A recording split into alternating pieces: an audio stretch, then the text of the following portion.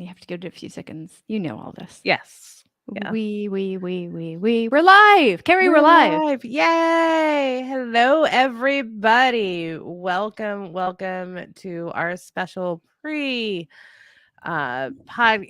Podcast Day event celebration, talking all about what podcast editors do. A very necessary thing in the space right now. Yes. The podcast editors, what I think they really do is give you a return on your investment in podcasting. So I am really excited to bring all these editors together for you to celebrate this craft of podcasting. Carrie, there's 7 people watching already. Welcome, That's everybody. awesome. Yeah. Should we tell them who we are? Yes, because why would you want to listen to us if you don't know who we are? You want to go first? Yeah, sure. Why not? Hey, I'm Steph Fuccio. I am a podcast editor, consultant, writer, all around podcast editor. I'm kind of obsessed with the medium. I also run Global Podcast Editors, which is a global community of podcast editors. That's so redundant. We have a newsletter over on Substack and a live events and tutorials over on YouTube. You might be watching it there now. And if you are, please do say hello. Oh my gosh, there are people saying hello already. That's fantastic. Oh, yay. Yay. Carrie, how about you? I am Carrie Caulfield Eric. I own a podcast post-production company called Yaya Podcasting. And I have had the privilege to edit and sound design and mix for some of the biggest brands, companies, and celebrities in the world. So and I started just with my independent podcasters. I still work with independent podcasters, love them. I co-host a podcast called Podcast Editors Mastermind, all about the business of podcast editing. And I am the co-founder of the Just Busters female podcast editor community. So shout out to my Just Busters for attending. Love y'all. Love that group. And today we're kind of doing a little bit of a cheat for International Podcast Day. It's actually a day before. It starts on September 30th. And there used to be 24-hour celebrations, but Dave and Steve took a couple of years off from doing that for a long time. And now they're doing an 8-hour session tomorrow. So I just put the link over in the chat room. Do check it out. They have an amazing array of folks that are going with the full lineup of International Podcast Day. It is an event that celebrates podcasts for everybody, not just people in the industry. So we'll be talking to a bigger audience today, not just the podcast editors or podcasting professionals. Oh, hello, David. Or not just the podcasting professionals we normally talk to. We're going to be talking to anybody who is podcast curious. Ooh, love that word. Hashtag podcast curious. So our goal is really to raise awareness about what podcast editors do and to stress that you can find help at any budget. And so what you can expect today is we have 6 speakers lined up for you on various topics. They're going to talk for about 10 minutes and they're going to end with a hot tip for you to help you in your podcasting process. And there will be time for questions and answers. So if a question comes up for you, please do leave it in the chat and Steph and I will make a note of it and make sure that it gets answered for you when the speaker is done. So I'm super excited about everything we have lined up. It covers a variety of different topics. So heck yeah. Yeah. Oh, and where this is happening, you might be watching this on the GPE YouTube channel. You might be watching this on Carrie's LinkedIn channel probably the page, or on my Twitter page. Wherever you're watching it, feel free to leave comments. They should be coming through, but if you feel especially chatty, you might want to be over in the YouTube area. Those tend to be the comments that make it over onto StreamYard the best. So yeah, good morning, Graham. Good morning, everybody in the chat room. Good morning, good afternoon, good evening, good night, depending on where you are in the world. And can we also say where we are? Carrie, where are Yeah, you located right now? I am in sunny Rochester, New York. Sunny. Sunny. Nice. I am in sunny Bucharest, Romania, and it is just after 5 p.m. Oh, wow. See, the time difference is a hard thing. But that's the great thing about podcasting and podcast editing is it doesn't matter what time of the day it is. You can make it work and it is usually fully remote. Mhm. Which I actually love because I I'm love that. yeah. Mhm. Yeah. And if you are only able to watch part of this, know that exactly where you're watching it or the other places we mentioned, it will be available on replay forevermore. So you can come back and especially you can share it with anybody using those links in those places that it's available now. So feel free to spread it around and have other folks watch these sessions if you wish. Yeah. And if I would love to see if you guys are podcast editors or podcasters or both. So drop that in the chat. Let us know like which one you are or if you're both.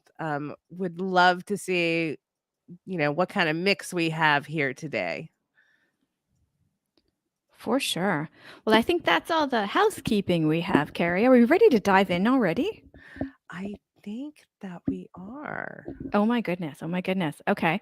So let's bring in our first speaker. Is that And that's Brianna. Brianna? Yeah, and she's going to talk about workflow. Hi. We're going to minimize ourselves. No, not me. We're going to minimize. Let me do that a little differently. Here we go. Brianna, can you start off with telling us a little bit about yourself? And then I'm going to disappear and basically stop talking and let you go. Yeah. So my name is Brianna, or you can call me Bri. I've been a podcast editor for over a year, and I've been professionally editing of about 6 months. And today my topic is workflow. When we first get started in podcasting, we spend a lot of time in post-production, and sometimes way too much in post-production. And a lot of it can ending up in mistakes. And that's okay. When you're first starting out, mistakes are actually good. You want to figure out what's going on, what needs to change. And, like when you're during recording, sometimes we'll go and we're forgetting that we're recording. So we'll start clicking our pens, tapping on the tables, making adjustments of things, swirling around in the chair, and all that comes up in the post-production. Or maybe you're in the middle of editing and you start clipping things too fast, and now you have your tracks unsynced, or you have missing sections or overlapping sections. This is why workflow is just so, so important. And we all have experience with workflow. When we get hired for a job, they tell us what tasks they want us to do, and how they want those tasks to be completed. So when it comes to it, you have to think about what the workflow means to you. You have total control over it. What kind of things do you need to do? No one's going to tell you how to do it, and everyone does it a little differently. How are you recording your podcast? What are some things that you need to do to create your episode? And how can you make that process more efficient? I remember when I was first starting out, it would take me an entire workday and sometimes even longer to do a 1-hour edit for a podcast. And that's just way too long. I was overthinking the process. I wanted to get every little bit taken care of and out so that the listener could have the best experience. But I wasn't really thinking about what it would sound like at the end. So it ended up being overly processed. It didn't really have great flow in the conversation. It felt robotic and rushed. It just really wasn't a good experience for the listener. I remember my math teacher used to say, mathematicians like to get as quick as possible to their answers. They're lazy. And while podcasters are by no means lazy, it is important for us to create quality and create it with efficiency for our shows. We have to be the producer, the writer, the editor, the host, the marketer, and more. So anytime that we can make this more smooth, it just comes out so much better for us. We can focus on other things and spend more time creating the content. instead of sitting there constantly editing or trying to fix something that could have taken seconds to fix.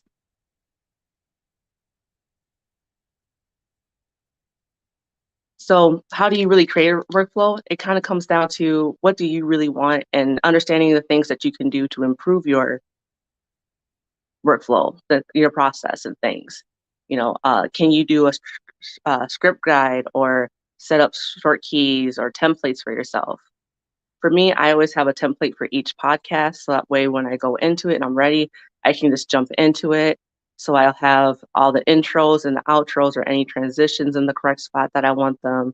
And all I have to do is just add in the recorded files. It's just so important to think about what are you using, how are you using it. And some of these apps nowadays have so many new features and quick keys already set up for you. So it's just kind of understanding what you're using, what resources are available to you, and how they affect your process and the production of everything.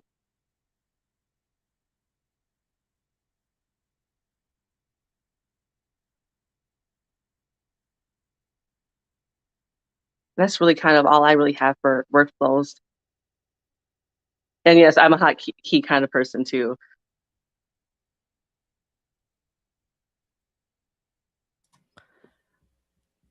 So, a quick question from me is what kind of tools you're using to set up workflows? Is it like something in your editing software, or is it like file transferring thing, So I have two what different templates. I have a Okay. template that I use it's kind of like a written down template, just a process that I go through when I'm talking to my clients, things that I need to know, titles that they want, where they want me to upload it, how am I getting these files from them, things that they would like, if there's anything specific, like maybe they already have written a description for their podcast and they just want me to add that in for them. And then when it comes to the actual editing process, I use Studio One. So I have a template that I have just for podcasting, and then each of the um, podcasts I edit for, I create their own specific template. So I'll put their intro in the spot that needs to be approximately, and leave gaps where the future episode tracks are going to go. That way, most of it is already taken care of. I just have to add in the changing elements. Cool. And a couple people had the question of what DAW you use. And for our podcasters who don't know what DAW means, it's digital audio workstation, and that would be the software that you edit in. And so you said Studio One? Yes, Studio One. Okay. Oh. Go ahead, Steph. Oh, sorry, I didn't realize I was muted. Yay, it's a true live event. Someone didn't unmute themselves. I'm curious why how you started to use Studio One. Like, how did you start using that DAW? I first started out using Audition first, and that was a little overwhelming for me because I wasn't used to that view and I didn't really understand how to use it. I ended up taking an editing course by Tanner Campbell, and he uses Studio One in his teaching, and I actually ended up really liking Studio One.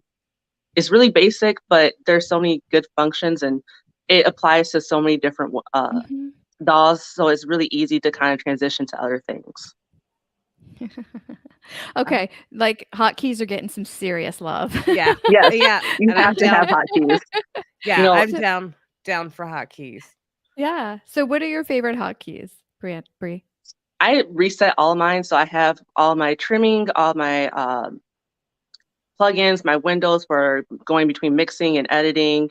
That way, it's all on one side of my keyboard, and then on my right side is just have my mouse, so I can go and trigger all my windows, all my actions and tools while just selecting and scrolling with my right hand. It makes the process so much quicker instead of having to click, click, click, click. It's just tap, click, clap. It's just instant. Yeah. That's a really good point. And one I don't know that people really talk about is making sure that you set up those hotkeys in a way that's comfortable for your hand. And I like in Audition, you can do single stroke keys. So like I have X to select all my tracks, and that and it's all I use all the keys at the bottom of the keyboard on the left side for my hotkeys. And that's pretty much what I do. I have, tab, shift, cap lock, AS. Yeah. I love Wow. I told you I love Yeah. hotkeys. Oh, I do too. But I use Hindenburg, and as far as I know, you can't set them up. I just use the ones they have. So you either can't set Yes. them up, or I don't care enough to look it No, up. you can't. You Yeah. can't. You can't you can't customize them. They do have hotkeys. You can't Yeah. Oh, yeah. customize them, and that's one of the reasons I never switched over to Hindenburg, because now it's Although muscle I memory. Yeah. Yeah. Well, Yeah. with Studio One and Carrie, you use Audition. Mhm. Are your hotkeys one key, or do you have to press 2 at the same time? One. One. Yeah. Okay. I do, like, I have copy, cut, and paste are those, and like save and Mhm. select all. Yeah. Like, I haven't changed those, but the Yeah. actual editing work, the cutting, the trimming, the selecting, I Mhm. use single keys. Yeah. Yeah. And that's like my favorite ones in Hindenburg are definitely the single ones. And yeah, Pro Tools does not allow you to change hotkey. Yeah. Okay, Yeah. strike against Pro Tools. Oh man. The fight of the jaws has begun already. Yeah. You're ready to throw down. Bria, I have another question. Did you like how often do you change your workflow? I don't really change it too much. It all depends on the client. Usually, and I don't necessarily get clients that, new clients every day. So it's usually I'll do it once, maybe do some tweaks as I'm going through it, seeing what needs to be changed, what needs to be updated. But for the most part, my workflow has been the same throughout my clients. It's just maybe slight tweaks depending on what they Mhm. need. Gotcha. So have your Um, clients, and sorry, I'm jumping right in. Have You're your fine. clients like how do they feel about the workflow? Is it something they appreciate, or something that they like take and maybe implement in other ways, for themselves or for their show? I think they like it, especially because a lot of us, we don't like talking to other people anymore. It's, we like to be kind of more self-centered.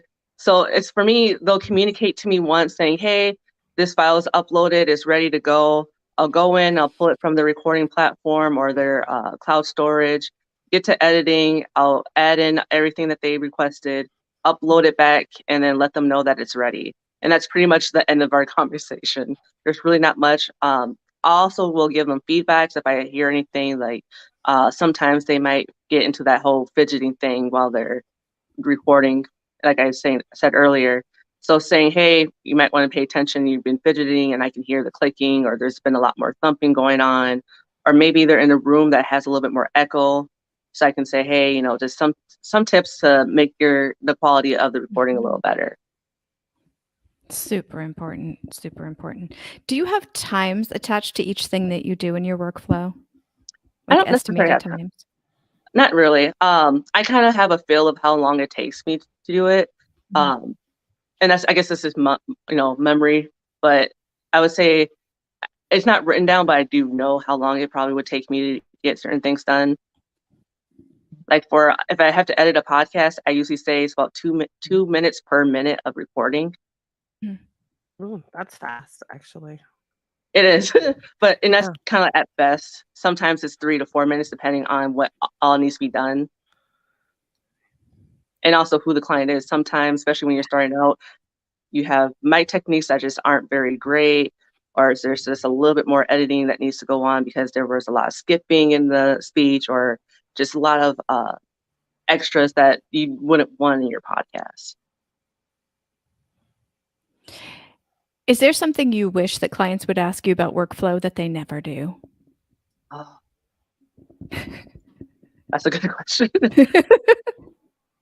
I think the one thing I wish that they would ask me is,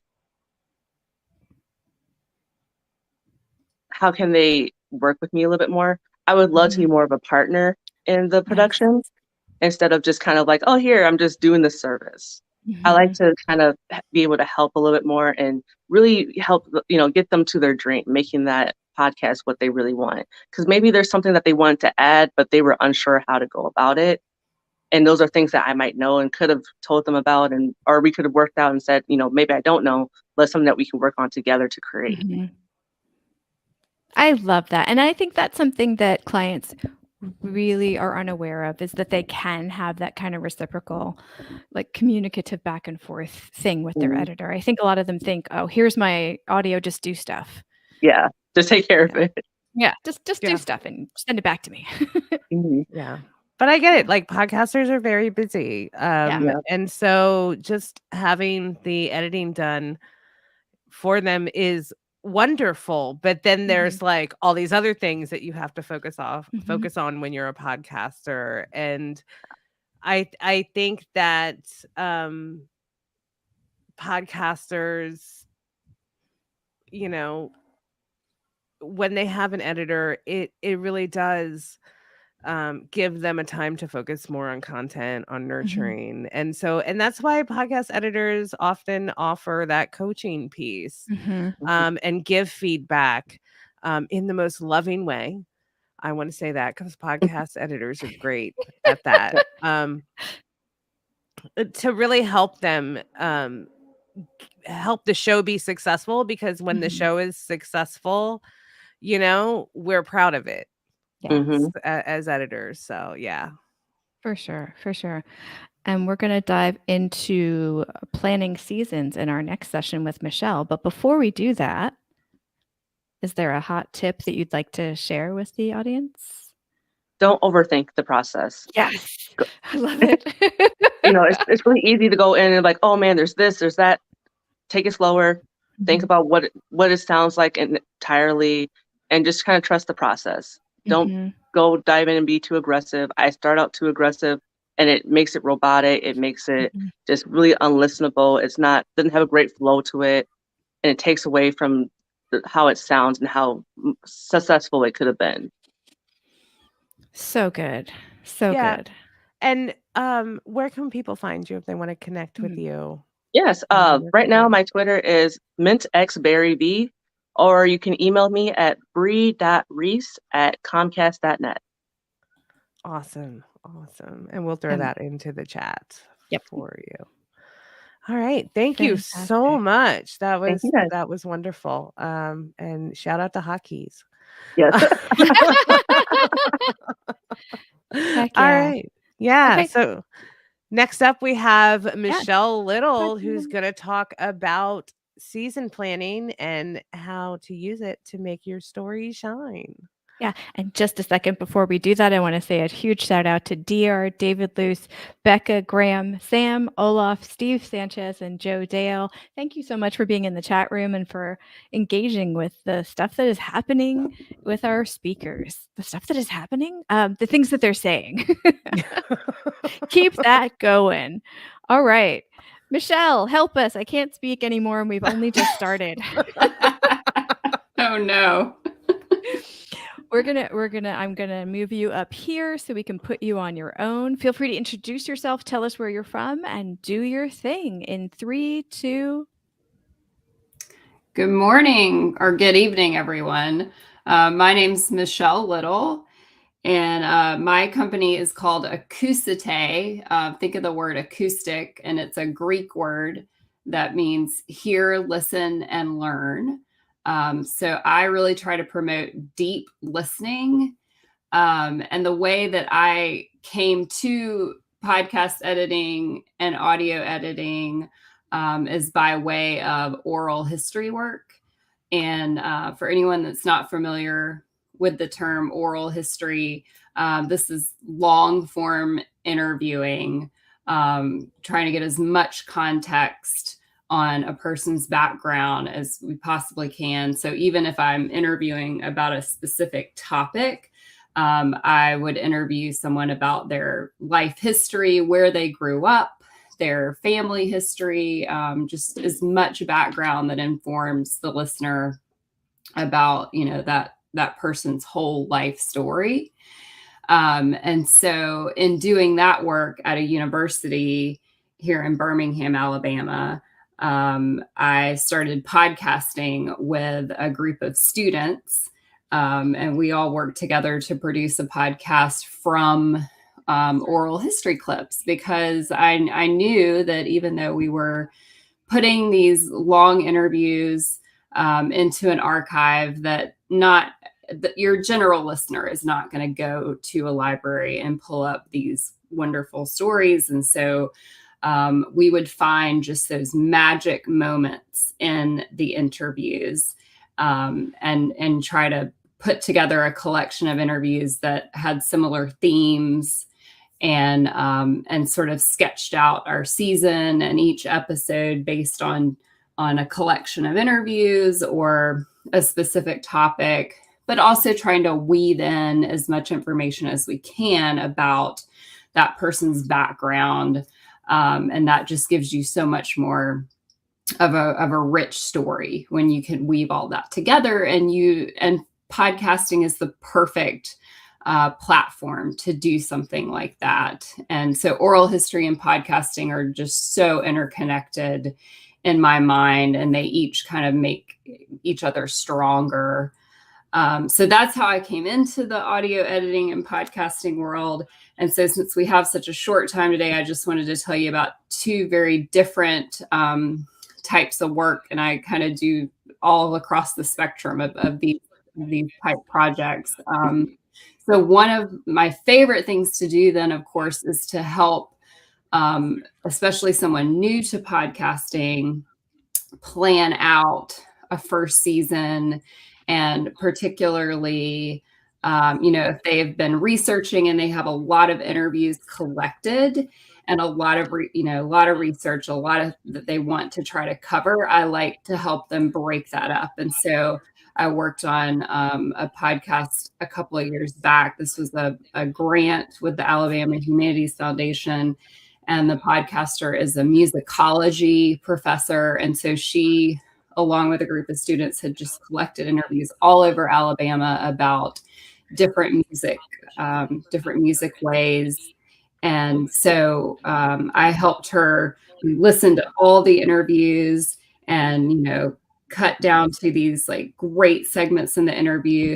And I helped her script around that and, plan out what that first season was going to be.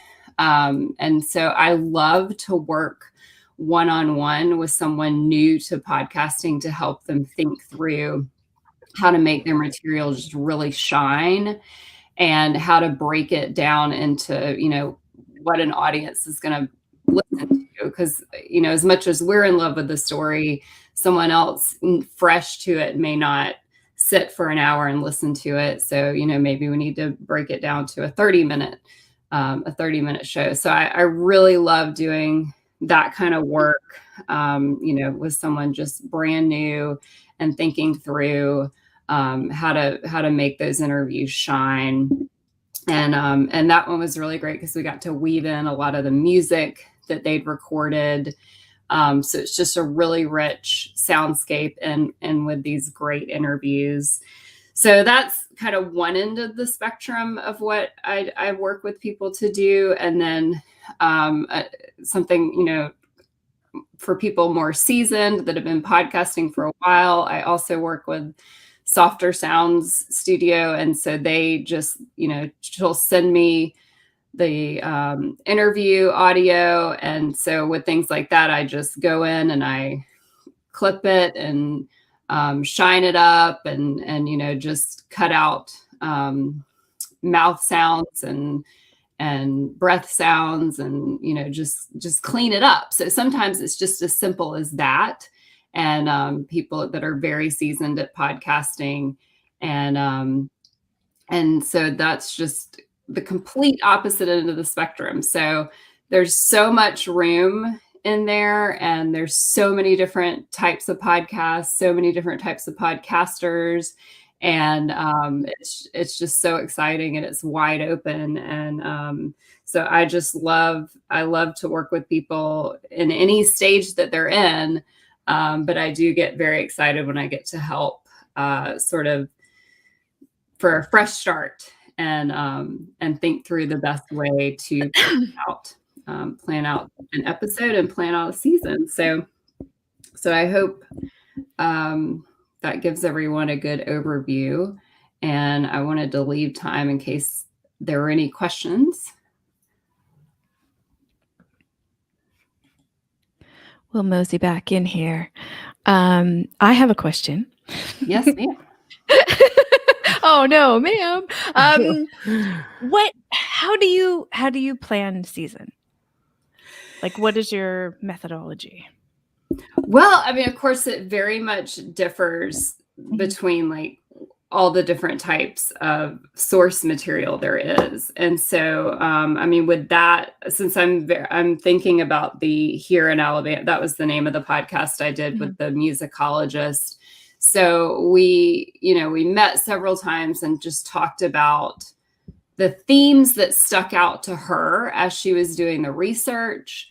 And then we thought about what the really strong interviews were that she collected. Mhm. And so you kind of storyboard and sort of, we'd have like a big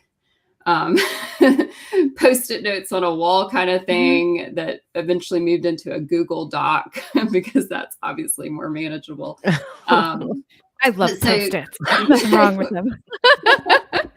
But just, there you go. You got the Post-it note, you got the, but as you're doing that research, the things that stick out to you that like really struck you. And so those are the things you want to highlight.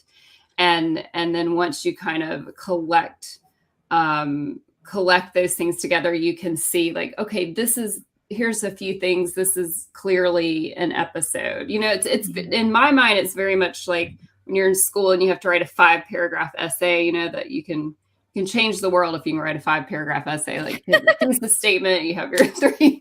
So I always think of episodes in terms of that, like, do we have a clear thesis statement? Do we have a conclusion? Do we have things to back this up? And so, that's what I go to. Yeah. I hope that makes some sense. It makes a lot of sense. Yeah. So would you suggest that podcasters kind of record their interviews first? Like, say they're doing a weekly interview show. Like, how do you approach that with them? Do you help them pick guests or, on various themes? So there's kind of a cohesive body of work. Like, how do you approach that side? Yeah. So, and I think there's very different podcasting styles with a lot. I've worked with a lot of academics because I worked at a university and that's been my network. And so they're typically doing the interviews in advance. Sometimes they have a grant project and they've gone and collected 20 interviews in advance, and then later they're deciding a podcast is a great way to get this out to a general audience. But then obviously there's podcasters that are very in the moment and, every week they are thinking up a different wonderful person to interview. So it's very separate styles to me.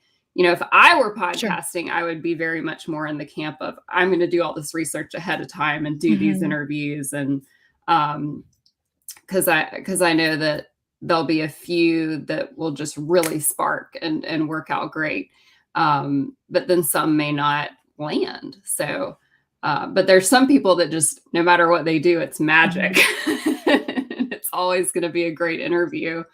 So, I think just depending on what you're comfortable with as a podcaster and what your style is. And I just think it's key to know that going into it, whether you're the kind of person that like can do a spot on interview every week and it's going to be great golden material, or do you need to do 30 interviews and maybe 10 of them are going to be great? Yeah. I'm more in the latter camp. I think most people are. It's hard to be on all the time, to have that. Yeah. Yeah. But I love what you said about the thesis as the backbone. I used like my first few podcasts, I would have like a central question for every season, and every interview would like revolve around that question. And I'd try to like dig into the guest's brain and like figure out, how to answer that question. And so I love that. But without doing it as a question, how else can people find that backbone to their season? Like, what other ways can they come up with that thesis? Or what other forms can the thesis be other than a question? I think maybe also just what goals you're trying to accomplish. Like if you're setting out to do a podcast, you have something you want to say to the world. And so, what are your goals? What are you trying to get out there? So I think just organizing around what you're trying to say is a good way to line up guests in different areas. But yeah, that's a good question. Other than a thesis statement. And of course, sometimes it can be very current event driven as well, but I tend to fall more in like the research camp and Yeah. I love the idea of kind of having a central question to a season. Like, I might actually steal that because I haven't. Before we started this, Steph and I were talking about, or I was telling Steph about, my organizational skills, and I think that this kind of season planning and organization go hand in hand. But for our show, the Podcast Editors Mastermind, people think that we're very organized, but we're literally the like, oh, we'll pick a topic on Wednesday for our show on Thursday.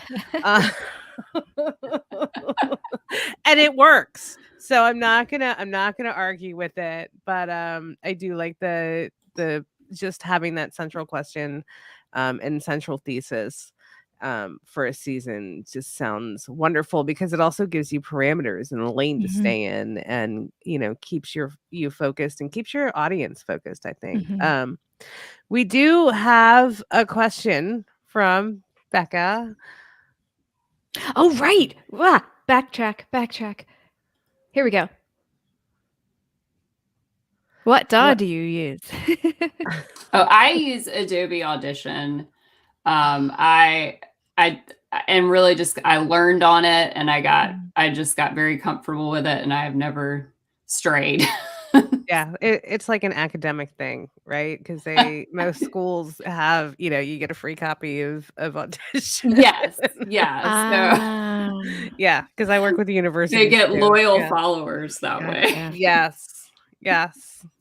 All right. Well, a non-technical question from DR. Is there a rule of thumb as to how many episodes make up a season? How much time in between seasons is the norm? Common question. What do you tell podcasters when they ask you this? Yeah. So as far as how many episodes, I mean, to me, it's very much like, you wouldn't say like a book must be 10 chapters or a book must be 30 chapters. So like, it depends on the story, like it's just very personal. And I don't think there should ever be a strict rule. I mean, you might have 5 excellent episodes or you might have 20. And so I think it's very important not to push it either way. You've got to let the material dictate how many episodes. And so, if don't ever try to make up more than what you have good material for, and don't try to cut down to, because it's so open-ended. It can go either way. So, why stress over that?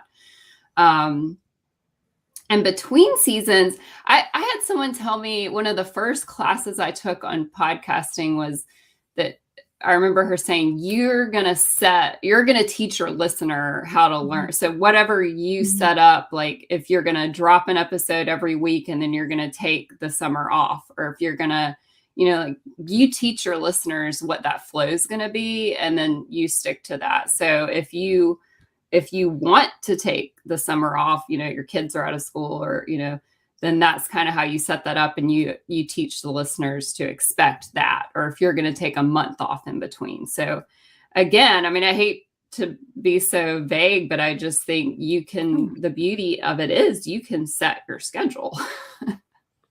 I think that's part of the freedom of podcasting is that the story can dictate everything else. That's why it depends. Yeah, it depends. Exactly. The story leads. Yeah. Yeah. And also your listeners have their own, like I find I did a show that was mostly for women and mostly for moms, right? Which is very different kind of lifestyle, or, because summer, we took summers off because everybody was, taking care of their kids during the summer. And then we would come back for back to school. Right. Yep. But that's not how it works with the podcast editing show I do now. Like it's a very different schedule. So also, I always suggest to consider your audience as well. and their Oh, yeah. habits. Oh, yeah. And Graham is saying a great example of how podcast editors aren't just editors. Some of us are also producers, journalists, creators, entertainers. Find a good match for your show. Exactly. So if you're not in the industry and you're watching this because you're podcast curious, know that you can ask your editor for other things. They might say no because it's not their thing, but there is some flexibility on what we do. We probably lead with audio. I know a lot of us lead with audio, but that doesn't mean that's the only thing we can do. Right. Right. And if we can't help you with something, then chances are that we know somebody who can. We know somebody. We Yeah. know a lot of somebody. We know a lot of somebodies. Yeah. Like DR in the chat room, we'll hear from her later. She's a podcast manager. And there's a lot of podcast managers that do other things that podcast editors don't necessarily do. I mean, there's so much complexity and beauty in the space right now. Yeah. Sorry, I could Very go off exciting. on that. All right. So do you have a tip to leave us with, Michelle? Yes. Oh, as far as like recording and things like that. Well, whatever advice, like your biggest piece of advice to give podcasters. I think just, honor the story, like stick with the story first. Like it's got to be about your thesis and your story, and honor that, and try to plan everything around that, and not get into your head too much about the numbers and how many episodes and how long an episode can be, but like just focus on the story and what the best method of getting that story across is, because that's what's going to hook people. So my follow-up question for that would be,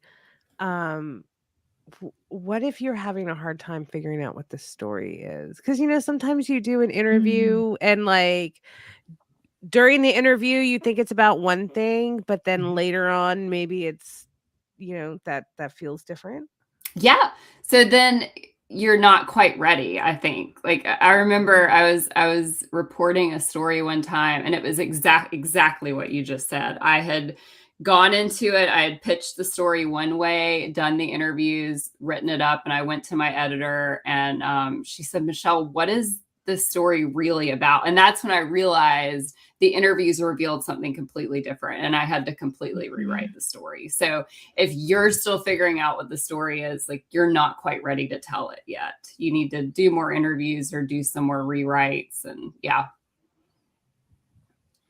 I love that. I love that. Yeah. And that can be a hard process when you're committed to something, right? So I think for sure that being open to where the story takes you is super important. Like, because that happens all the time. I think something's one thing, but it's not. And I think that's why so many people record their intros and outros after the main part is done, is because you don't always know where it's going to go. Like you can plan and you can research and you can do all this stuff, but you honestly truly don't know where the story is going to end up, or where the center of the story that is going to be. And so you really want to wait till the end and then pretend like you knew in the beginning. Exactly. And you want to get it right, because this is a weighty thing to tell these stories and to, do interviews and to put this out. Like we want to get it right and be as accurate and honorable to, the narrators and as we can. So wait till you know and you feel good about what you're putting out there. So it just to I have so many questions, Michelle. So what do you let a story breathe sometimes and just like take some time to think about it and re-listen to it? Like, and what does that timeline look like? I mean, of course, deadlines are deadlines for some people. Well, that's true. But when there is flexibility, oh, absolutely. I probably wait and re-listen too many times. I'm very cautious, and so, I try to. And sometimes it's just that I need to take a walk, and like let it just flow through my head, and see what kind of surfaces at the top. And so, I try to let things breathe, and I try re-listen as much as I can and let it roll around and see what's really coming to the surface. Yeah. But I know we all got deadlines, like Yeah. reality Absolutely. hits you at some point. Absolutely. That's tough. And that seems to be my continual challenge in the past couple months. It's like, oh no, I've got like 2 days to get this done. And that's tough. But you roll with the punches, I guess. Absolutely. All right. Let's see. Any more questions in the chat room? You all are still in there. It's lovely to see you all. Oh, I also want to say thank you for volunteering to do this, and thank you to Amelia from Softer Sounds. Carrie, can I do a tiny plug? Yeah, go for it. Yay! Okay. Amelia is a founding member on the Global Podcast Editors newsletter. So thank you for that, Amelia, and for all of her podcast, the agency, and all that you all do is amazing. If you all aren't subscribed to her podcast, check it out. It's very, very interesting. And she is, okay, there was an episode of that podcast where Amelia paused and said, I want to not talk for a second. And it blew my mind. I literally sat there and went, thank you. Everybody's so wanting to like speed things up and take out pauses and do all this stuff. And I'm like, she's like, do you want to pause with me? And I know she couldn't hear me, but I was like, yes. I screamed out loud, yes, I do. And I was like, thank you for allowing for thought to happen during these thoughtful, like thinky moments. Yeah. So thank you to Amelia for that. So, Michelle, I think we're going to let you get off of the hot seat now. Well, thank you for having me. Thank you for being here. I love this so much. If you just want to tell everybody where they can connect with you. Again. Yeah, so my website is acousate.com. It's AKOUSATE.com. And I'm on Instagram at the same at Acousate. Not on Twitter or anything. Twitter's too fast for me. Yeah, it is. It's very fast. It is. All right. Well, thank you so much. Thank you. I hope to see you in the chat room during as much as you can of the rest of this event. Absolutely. Okay. Bye. Bye. It always feels awkward to remove someone from the chat. That feels weird. I'm like kicking them out of the chat. Yeah. I think Cornell's having a little bit of technical difficulty, but I just saw him blip on and off, so I think he'll be here in just a second. But I thought we could take a minute to talk about maybe some other podcast editing communities in the space. Carrie, what do you think? Yeah, that would be great if you want to start that off while I think. Well, I'm going to cheat because there's actually a sheet on our newsletter that shares that. So clearly there's Just Busters, and there's Global Podcast Editors, and there's, if you're in the US, there's AIR, which isn't specifically editors, but it's, I think, all audio. Audio, yeah, it is. Yeah. All audio. Audio folks.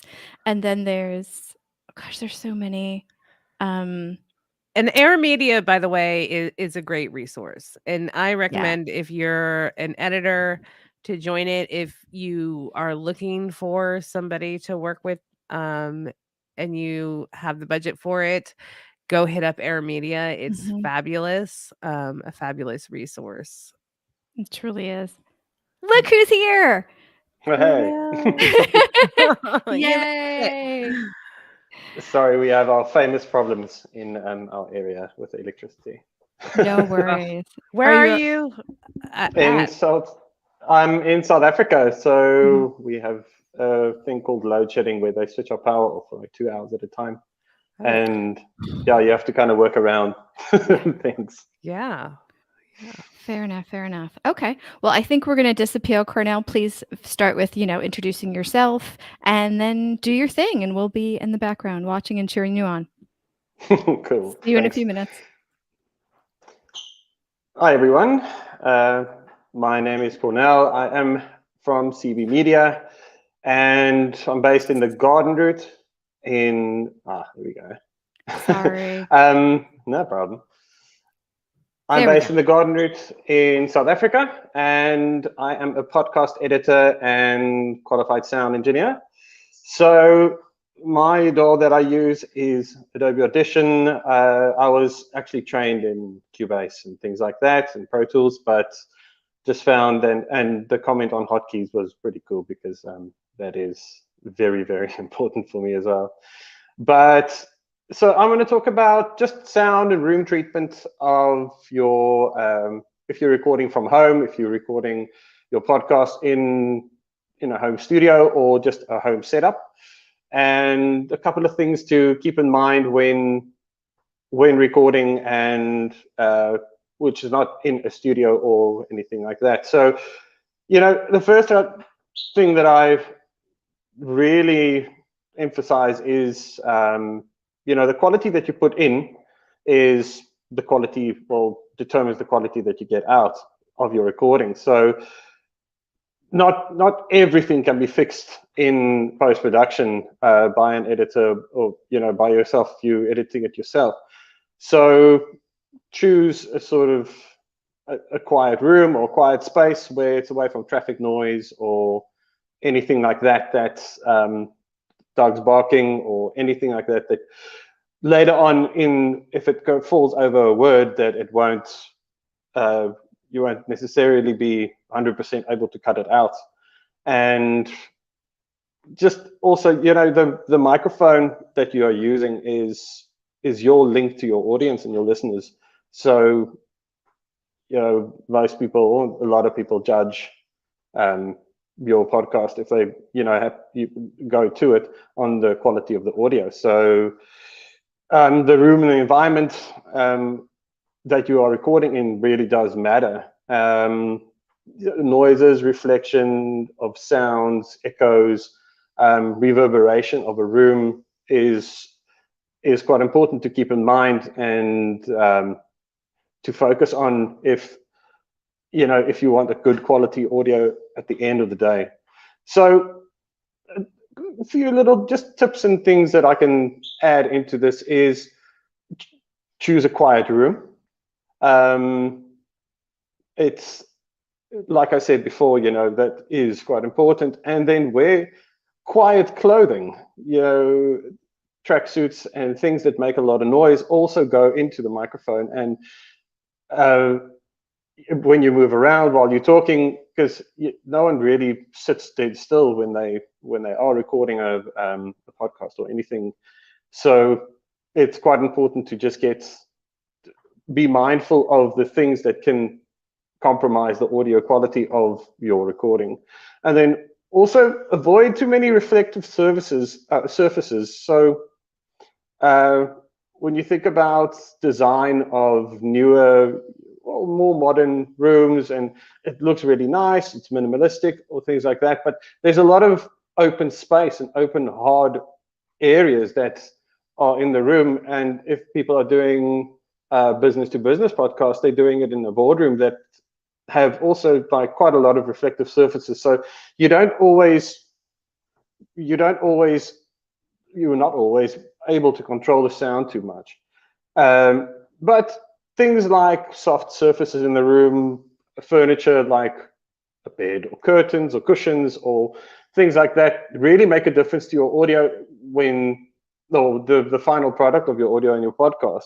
So try and have softer things around you. You get nice acoustic paneling that you can put up that also looks really nice and really controls the sound in the room. And if you're recording with a desktop microphone, try and put a towel over the surface that you're recording on, because even that reflection goes into your microphone, and it leads to not necessarily complications, but unnecessary editing of the audio that it doesn't sound that natural.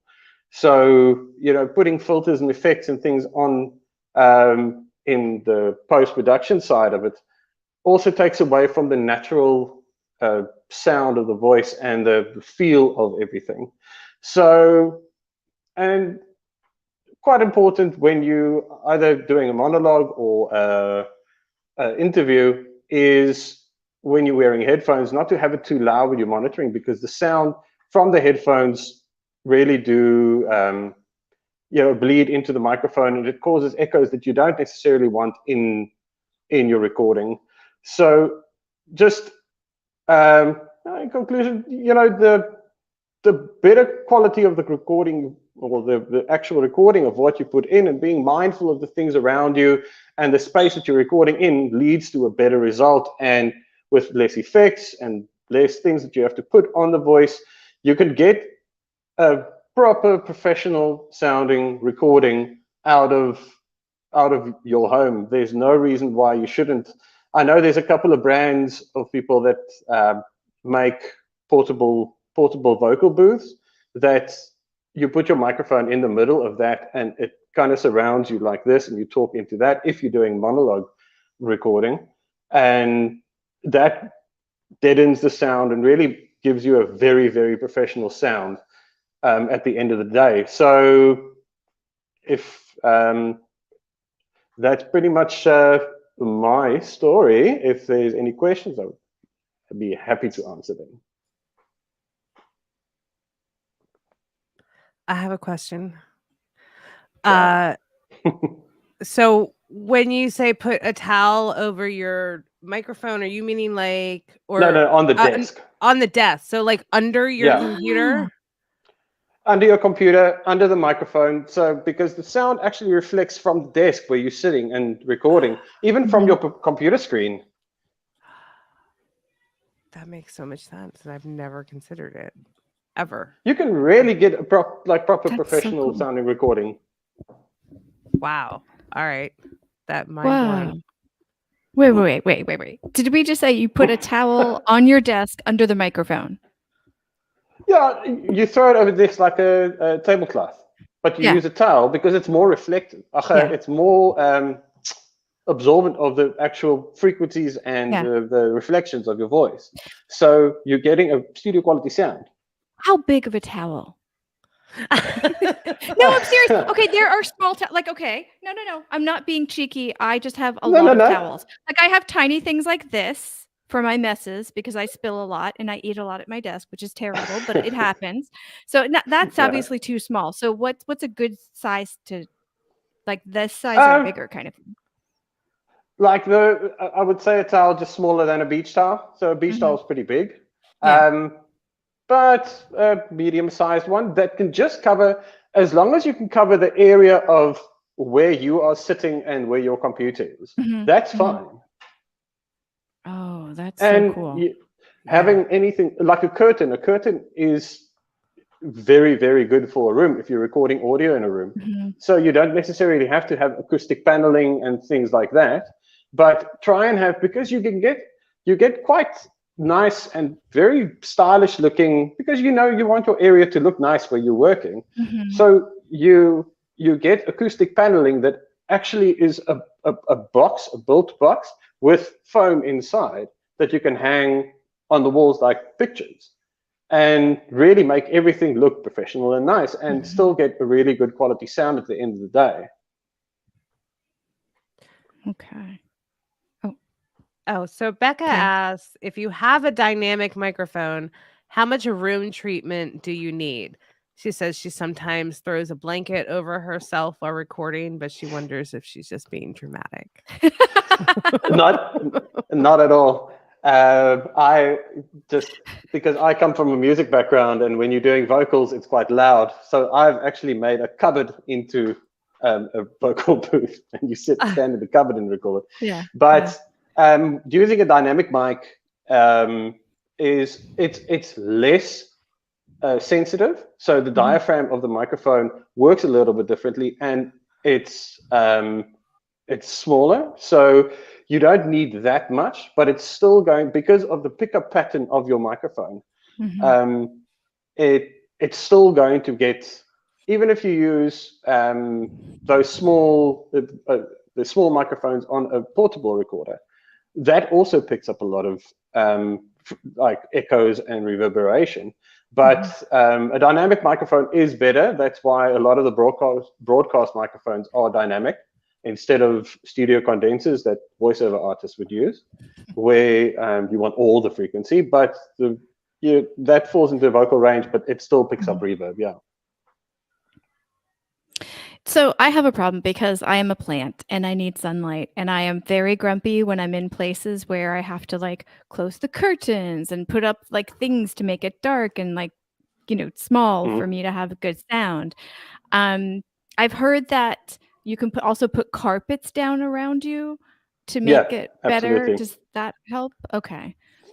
So But laminated flooring is good because it also absorbs sound, but carpets are it's the best choice because it takes away most of the reverb. Okay. And like, what are some other things I can do without going dark? Just cover big reflective walls.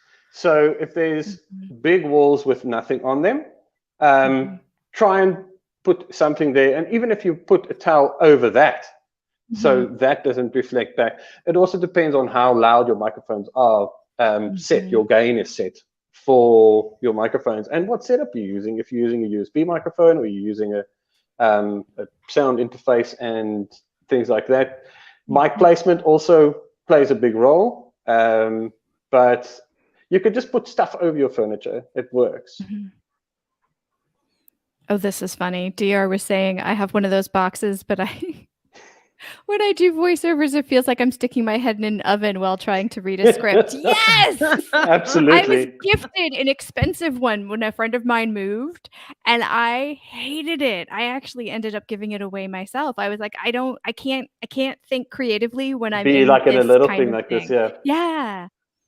Yeah, That's it so gets. funny. Well, I always joke that if like you're not hot or freezing or just generally uncomfortable, are you even podcasting? Oh no. No, I push back against that. No, I know. Kind of. Well, so here in Rochester, since it's cold, we have window units for air conditioning in the summer. Yeah. And there's no there's nothing is going to take away that noise. So you just have to turn it off. So yeah, so I'm usually usually dying. But that's okay. That's okay. Yes, and yes. All right. Any further questions? Wow, I'm getting all formal. Any other questions from the chat room, folks? Anything going on? I mean, and so what DAW are you using, Cornell? Did you? Oh, right. Adobe Audition. Hindenburger's dying today. I was trained in Cubase and Pro Tools and things like that, but that was more for music production and music mixing and things like that. And I find Audition, I kind of picked it up after doing a course, also just like a sort of refresher course on podcasting and voiceover recording. And I found it so easy to use, especially with hotkeys and things like that, because the way it works just works for me. So, and the plugins are very powerful and the effects are very powerful. I would agree with you. Yeah, they have some good tools in Audition, and that spectral paintbrush is it's one of my favorite things. Yeah. I love the look of that. Okay, and Cornell, where can folks find you? On my website called cornelbuerter.com, and I am on LinkedIn under Cornel Buerter Media. Awesome. Fantastic. All right. Well, we will throw that into the chat for everybody. And thank you so much. This was thank you very much, everyone. Such an important topic. Yeah, this is fantastic. Okay. We'll see you soon. Thank you. Thanks. I don't know. I'm never gonna get used to kicking somebody out of the speaking area. No, it feels weird. It does. I'm like, I'm removing you. At least you're not drunk with power. That's good. No, I feel guilty every time. And it's okay. Oh man. So I'm thinking I could have chairs around my desk and put like blankets on those, and that could help. Yeah. Or get some tapestries. Throw Yeah. some Well, no, tapestries. because I'm moving every 3 months now, so Oh, yeah, that would there's be a nothing that pain. can come with me. So I'm like, but there's always, because we're staying in Airbnbs, there's always tons of towels and linens and things. So I figured I could just drape those around, and that doesn't disrupt the light that I need as a plant. As a plant. So selfishly, I feel like I learned a lot from the last one. Yeah, From the all whole of them today. towel under the laptop thing just Yeah. I mean, that just blows my mind. Like, I never So good. considered, like, my desk and the monitor are Mhm. making, reflections, and it's all about controlling what those sound waves Mhm. do, right? Oh, And yeah. if you get it Exactly. if you get it right when you record, it is so much easier to edit. So much easier. I read another one of those, like, 10 tips to sounding better in podcast, and, like, it said to edit better, to edit to sound better, and 9 of them were pre-production on getting good sound, and I'm like, "Well, you need to change your title, but you're not wrong. You're not Right. wrong at all. The better it sounds going in, the better it's gonna sound Yeah, what when you're doing Becca it." Yeah. Becca says she sometimes throws her a hoodie or a shirt on her desk while recording. Becca, why didn't you tell us all this? Oh. See, and it doesn't have to be, like, in a perfect place, it's just, like, on there. Just put stuff on there and see how it sounds and experiment, and then do it again if it sounds good. Love it. Yeah, I love it. absolutely. Perfect. All right. What are we Perfect. doing next? Oh, So, yay. yes, next, I'm so much looking forward to this. We have Mary Chan Me of too. Organized Sound Productions, who's going to talk about challenging what we hear. And as you can see, a lot of Boom. this editor stuff is not all that technical. It is more practical stuff that editors can Mhm. help you with as well. So, all right, I'm gonna stop and let Absolutely. Mary take the floor. And before we do that, if Oh. anybody joined us a little bit late, this is hi, Mary. Just give me just 1 second. I just want to remind folks that International Podcast Day is officially tomorrow, and they have a full range of events going on that you can view online. And I'll put that over in the chat room. And this is like a pre-celebration for people interested in podcast editing. Mary, we're so excited to see you today. Hello. Thank you for having me. This is going to be good. I've been popping in and out listening, and so many good things. Like, Yay. people think it's so tech oriented, but really it doesn't have to be tech oriented on the podcast editing side, as you just mentioned. Mhm. Exactly. All right, we are going to, let me see if I can do it right this time. We are going to leave you to your thing. So start off by introducing yourself, where you are, and do your magic, Mary. We'll be back. Okay. Hello, my name is Mary Chan, CEO of Organized Sound Productions, a podcast production and consulting company located in the beautiful west coast of Canada in Victoria, BC. So just outside of Vancouver, if you needed to find me on the map. So typically, I work with women entrepreneurs or women-led organizations who are overwhelmed by producing their podcast on their existing show, or they want to start one and they have no idea where to start, or they've even gone through that hole of Google and they're like, oh, maybe I can do this. Oh, maybe I can do this. And they're like, what should I actually start with? So I collaborate to create a powerful, persuasive podcast that engages listeners to take action so that they can build their influence and impact to create credibility and visibility. And this happens even if the podcaster or potential newbie podcaster doesn't think that they understand the tech, or that if anyone will even listen. So imagine having listeners hanging on to every word, no matter where they are in the world or what they are doing, reaching thousands of listeners. That gives you, as a podcaster, the power to persuade, for you to become the authority in your field, all by using your natural voice, what you already have right here. And the voice you have is the voice we need. I'm not talking about a polished voice, whatever that really means, or a radio voice. And I kind of know that because I have a background in the radio industry. I worked there for 20 years.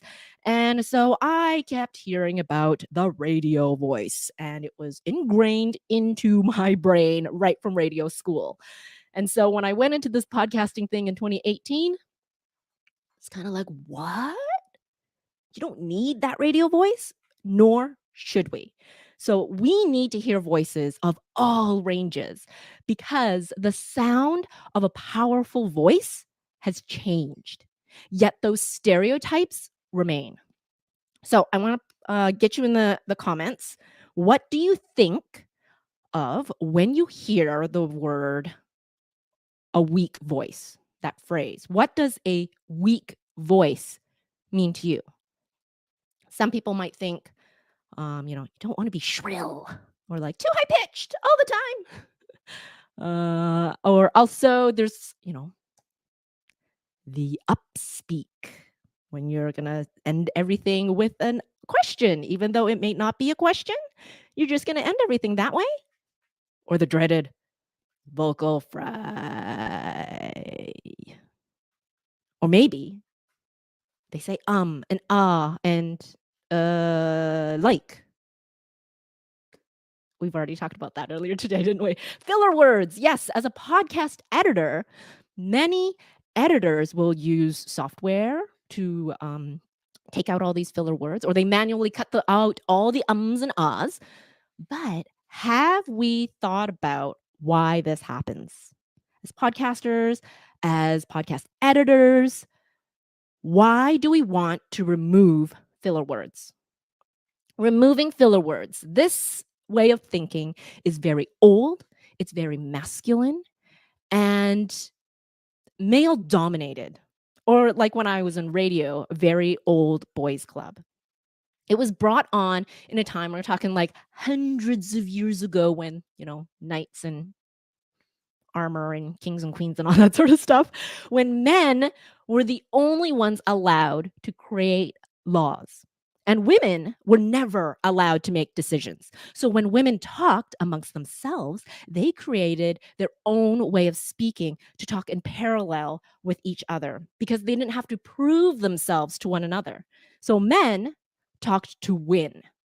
One phrase, next phrase, one phrase, next phrase. Who's going to win this conversation? While women talked to understand and have a sense of community. This is real conversations.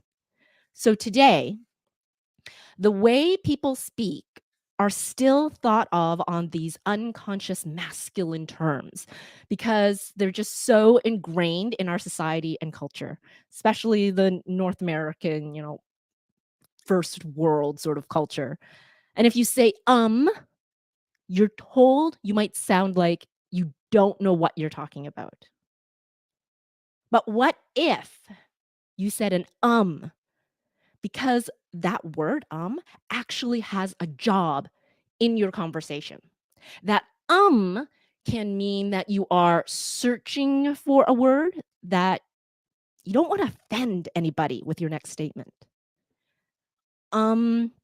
Yeah, you should probably see a therapist about that.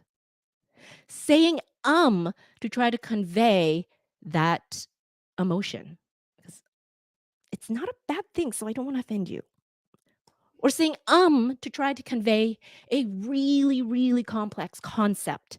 And you need that audible pause to signal that you are being thoughtful. So if you paid attention to what comes after an it's doing a very, very complex job. So why are we as editors and podcasters trying to erase that emotion? And is an emotion from our conversations. And as podcast editors, we're here to make sure that as a podcaster, you still sound like yourself while, doing our job and editing out some of the other things to create a cohesive sound, a full episode. So talking about taking out some coughs, maybe paper shuffling because we have notes while we're doing things, pauses while you come up with your next question. Those pauses are okay to take out, and adding in your intro and outro and all the ads and pieces that you might have into your podcast. So that's typically what a podcast editor will do. Well, yes. Okay, too. Some podcast editors will think, since I've been talking about all this, well, taking out the ums and ahs, it's part of creating that sound you're talking about. But I believe that this is actually creating a homogeneous sound to make everyone sound the same. Because traditionally in radio, they've had this broadcast standard sound with no accent, which I find is weird because even though broadcast standard is a thing, I'm still going to have an accent from being in North America broadcasting versus like London broadcasting. There's still going to be an accent. So I don't know why they still have this. But anyway, everyone has an accent, whether you want to admit to it or not. An accent is based on the community you were brought up in. So this idea of what sounds like power is shifting. And the way power sounds isn't what we're all taught to believe it is. Podcasts are such a great way to hear others that sound like you. Whether you speak with a higher pitch, talk way too fast. I do that sometimes. Or, of course, have an accent. Marginalized voices are embraced on podcasts, and that includes how we speak. So, have a podcast editor who understands the nuance of conversational editing to create a show that embraces your diversity and to be inclusive in how you want your voice to be conveyed with the message that you actually want to be heard. So not every podcast needs to be fully produced like something from NPR or CBC, which is here in Canada. But the beauty in podcasts is that conversation, that human to human connection where we build trust with our emotions through our voice. And it doesn't have to be an interview-based show. Narratives have to have interviews and have that conversation to start with. So that includes the way you speak, all your quirkiness that comes along with that, bring that with you behind the mic. So now, what does a confident or strong voice sound like to you? Think about it. I believe it's someone who's passionate about what they have to say, someone who's not afraid to be themselves, and someone who sounds just like you. So thank you so much for listening. So happens to be one of my filler words all the time. I need it. It's part of who I am. And I hope you think twice the next time you edit out an or an or another one of your favorite filler words like so or and or right. That one happens a lot in the shows that I edit because you have a valuable voice. And I hope you share it on your podcast. And so if you want to dive more into this, new confidence and strong voice behind the mic and in podcasting in general, I'd love for you to check out my own podcast, Podcaster's Guide to a Visible Voice. And I will welcome back Steph and Carrie. So if you had one tip to share with podcasters, what would that tip be? That would be to think about beforehand, making that awareness, consciously aware happen of, am I going to cut out this Is this being useful? Is this filler word needed? Because sometimes it really, really is. Yeah, and I loved everything about what you said, and I feel like others did too. But I hadn't thought about the broadcast standard and its relationship to maybe masculinity and not the best way, not the best, and it makes sense that, how you spoke 100 years ago was one of the ways you differentiated yourself in status and class, right? Yeah, exactly. Um, But we don't need that anymore. So why are we still going on all these old mentalities? Yeah. No, and I have worked on a show where it was women and they were using they were journalists, they were using that broadcast standard, and I was all I wanted them to do was like relax. That's what I felt like I wanted them to be a little bit more candid and because it feels very closed off now, and I feel like that broadcast voice is, that was supposed to be the authority you were listening exactly to. Yep. And now That doesn't like speak to me, at all these days. I want the emotion and the feelings Yeah.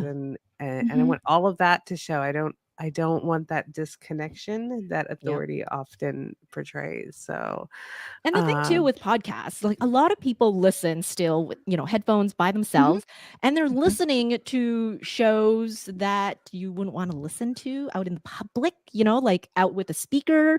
Mhm. And so you want to have that personal, intimate relationship. So it could be like a mental health podcast.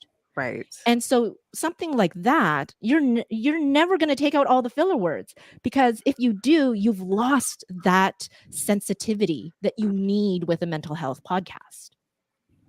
Yeah. And was it Becca said, when I listen here, let me put the comment in. When I listen to a produced NPR show or interview, they leave in so many ums and stutters. It's bananas how podcasts take it out. Podcasts sound like commercials from the 80s now. And I can't disagree with that.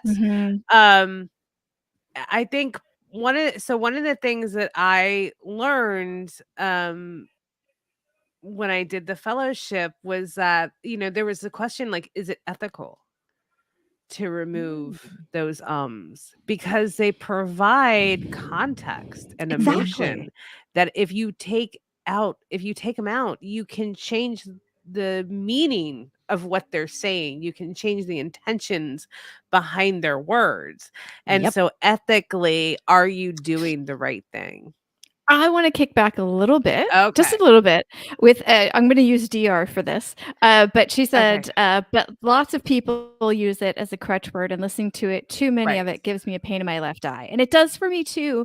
And honestly, I think removing all of them is wrong, and keeping all of them is wrong. I feel like that conscious decision that Mary was talking about the trust and the emotions behind it, if it has meaning, leave it there.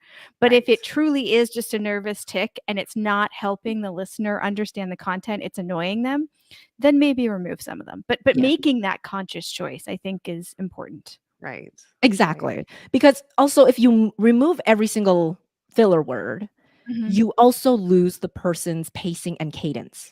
It could be a totally different tone when you you're in the middle of a sentence, you cut out that and then they come back with that half of their thought.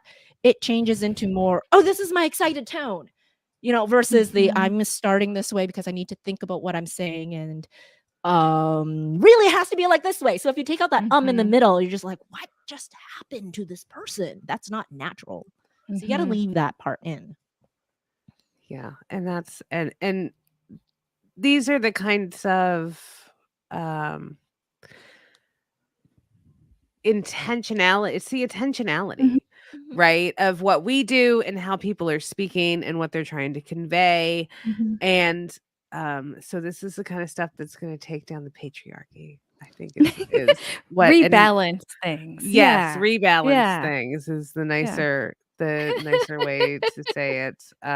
But Becca, I got you. I tell you what, I was listening to, not only was I listening to Mary's podcast this morning, and talking about your history and how long it took you to get past imposter syndrome. Oh my God, it was so good. But I was listening to a different podcast last night that they were talking about what makes charisma, and they broke it down into two components that I never thought about before. They're like, it's this balance between competence and warmth. And that warmth is that emotionality that we're talking about in someone's natural voice, not their put on voice. Yes. That they want to do, but their natural voice. And so when they relax and are themselves in audio form, I think that's when podcasting is the most infectious.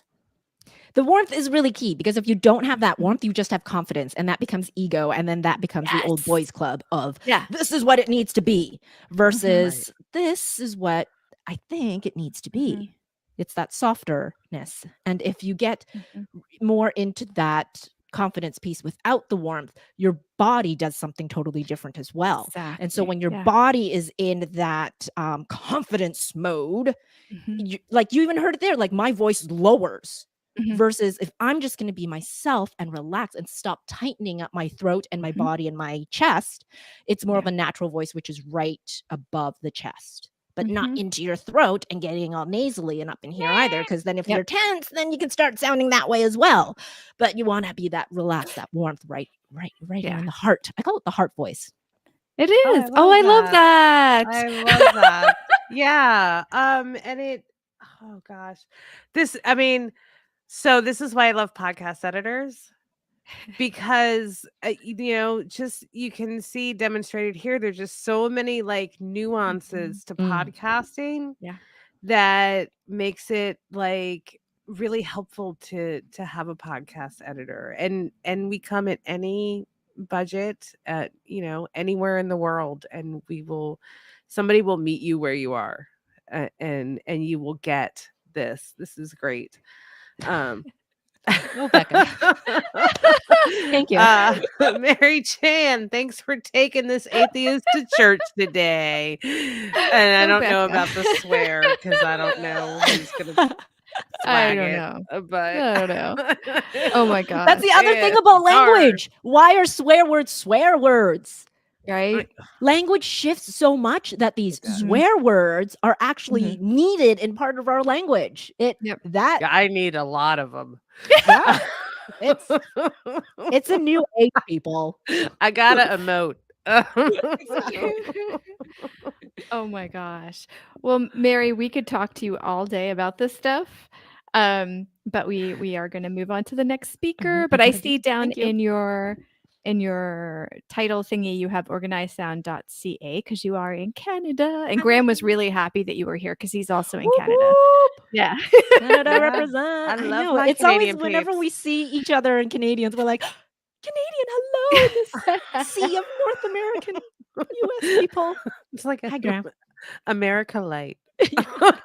Oh, No. or America's safer, not It's America America. safer. It's Okay. everybody's using their heart Yeah. voice in Canada. So Yes. yes. Thank you, Carrie. You're Thank welcome. you. I love.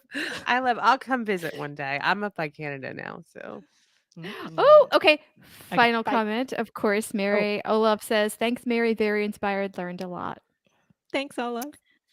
Okay. All right. I'm going to remove you from the room, which is always awkward, but we love you, Mary, and we will see you soon. bye. Oh, was that's never great. going to get easy to do. Okay. Yeah, you just got to make your peace with it stuff. It's not like you're like cutting off their head or anything. You're not. I know, but I'm used to people just being on here from the beginning to the end, and that's it. But this shifting is different. Yeah. Change is different. difficult. It's okay. Cleansing breath, everybody. I know. I just want to take a moment to breathe because we've touched on so many things already today, and how's everybody doing? You know what? Please, in the chat room, like, tell us how you're doing. Are you overloaded, or are you like happy, stimulated, or both? Carrie, how are you doing? I'm both. I am. I have learned quite a bit this morning, and each speaker has just gotten better, or like dropped new things I had never considered. So, I mean, I'm gonna need a day to process. I know. And we haven't shown any technical stuff on the screen. We've just been talking about the really strong basics behind all of this. That's what I love. Oh, wait. We've gotten some responses. Aw. Becca says, thank you, Carrie and Steph. This has been really fun. Thank you. DR says, DR is actually our next speaker, but she has time to be in the chat room too, which is amazing. Don't be overwhelmed yet. Wait till I'm done. Yeah. There you go. Oh, I know, because DR is gonna hit on show notes, and this is like writing is a tough thing for me. It does not come naturally at all, even though I write. It is. I don't write show notes either. I You stopped that along. No, I am not writing anything for anyone except for the stuff I want to do. Like if I'm going to work on that skill, it's going to be for me. And also I just no. I don't do it. Okay. Well, it's a good thing that we have DR here to do it. Yes. What's up, Hi, DR? everybody. What's up with you? Hey. So I will tell you that when Stephanie first asked me to join this, I had to ask, do you mean editing in the true sense of the word, or like that overall phrase editing, where we also, Mhm. show notes and maybe the assets, the social media assets, and all these different things that editors actually do? And she said, "Oh, that's actually a good question." Because Yeah. I'm fairly new to the actual labor of editing on a DAW and everything. So I'm fairly new to that, but I've been Mhm. writing for years. So I'm pretty comfortable with that. Yeah, and I think the skills kind of translate, right? Or they do in terms of storytelling. Absolutely, Mm. there's not much that's different at all. Um, Yeah, so yeah, show notes are an interesting accompaniment to the podcast, and they allow you to dive deeper into the audio that you have just heard. Dear, stop. Before Okay. you get too far, we're gonna leave you so you can have the full platform. Oh, don't oh yeah, leave me. I know. Okay, Do you want us to stay? We can be on here in no. mini form if you want. No, okay. I'm All right. good. So we're gonna leave I'm you. good. Do your stuff, and please start off with your intro and where you are in the world. Okay. We'll see you in a bit. Well, I'm DR Faye, and I am mouthybroadmedia.com, and I'm coming to you from Nashville, Tennessee. I started out as an entertainer in the music industry and realized I hate traveling because I was touring Asia for about 10 years. And I thought, I really hate traveling. And so I thought, what could I do in the music business and still not have to travel? I know I'll move to the songwriting capital of the world. Songwriting. There's that common thread. And so I moved here and quickly became a customer service rep. Had to change to corporate. But I eventually got into podcasting. And the thing about show notes, I was at a networking gathering last night, and I was introduced as, this is DR. She is a podcast producer. And the woman next to me said, "What does a podcast producer do?" And I said, "Well, we edit and we do show notes." "What show notes?" And in my head, I thought, "Oh my God, this unknowing, unfortunate human is now going to be my practice buddy because I'm going to lay on her exactly what I'm going to be saying today." It was so great that she said, "What are show notes?" Okay, so I want to tell everyone that in your mobile device or your desktop, whichever you choose to listen to your podcasts, there is a treasure chest in there. And the key to the treasure chest is just one single word. And that single word is more. All you have to do is tap or click on the word more, and that treasure chest will open up. Now, if you are an information junkie like I am, there is a ton of things in there that you will love, because inevitably, in any podcast that you hear, whether it's a dialogue between two or more people or a monologue, which is just a solo show, inevitably there will be a book, a song, a movie, a website, an article, a product, a service mentioned. And you might want to find out more about that. So that's where the key more comes into play.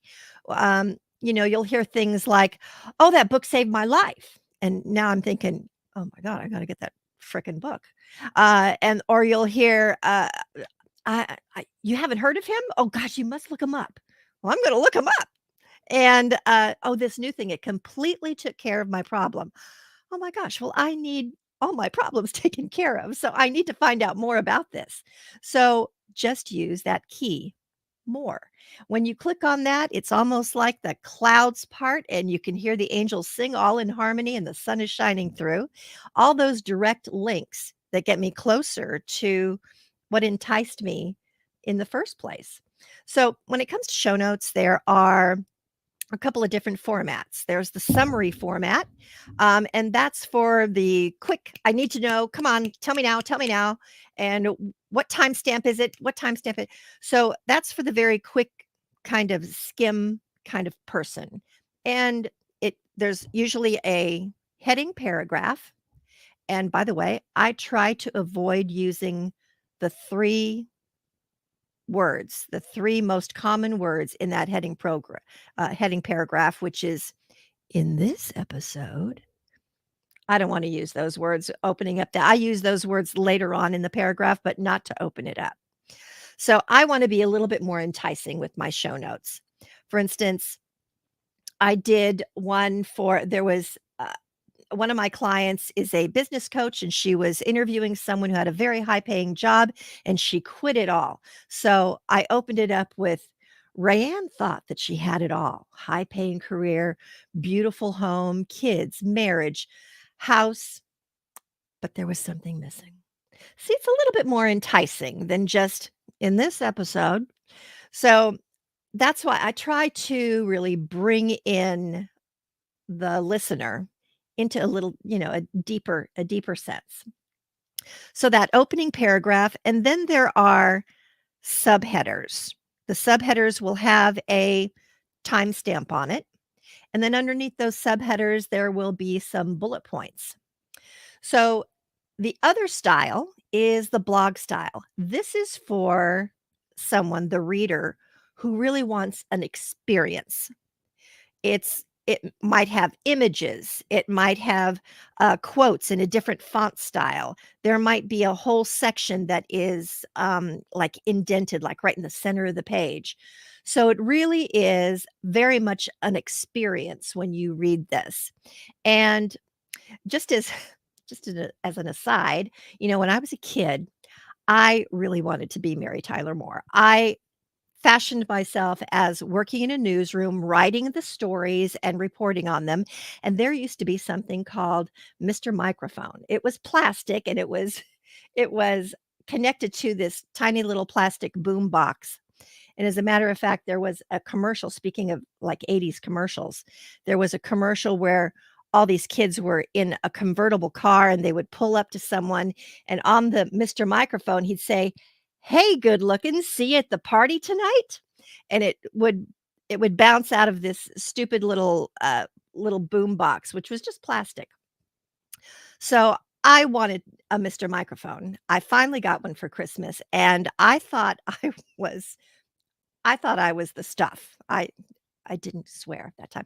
I thought I was the stuff. And I mean, I would do anything. I would stand at the side of my mom's bed, and here she is after quite a few nights of partying.